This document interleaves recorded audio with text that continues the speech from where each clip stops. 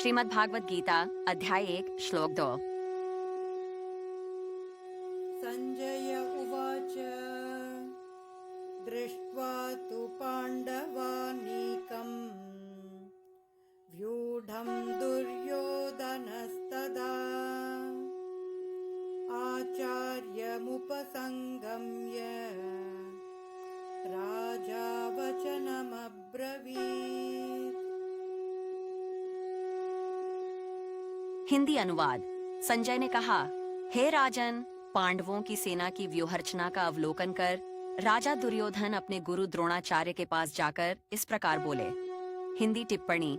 धृतराष्ट्र इस बात की पुष्टि करना चाहता था कि क्या उसके पुत्र अब भी युद्ध करने के उत्तरदायित्व का निर्वहन करेंगे। संजय धृतराष्ट्र के इस प्रश्न के तात्पर्य को समझ गया और उसने ऐसा कहकर कि पांडवों की सेना व्यूह रचना कर युद्ध करने को तैयार है, यह पुष्टि की कि युद्ध अवश्य होगा।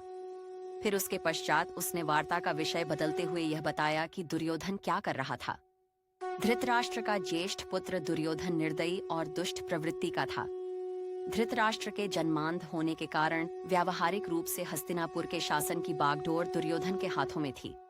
वह पांडवों के साथ अत्यधिक ईर्ष्या करता था और कठोरता से उनका दमन करना चाहता था ताकि वह हस्तिनापुर पर निर्विरोध शासन कर सके।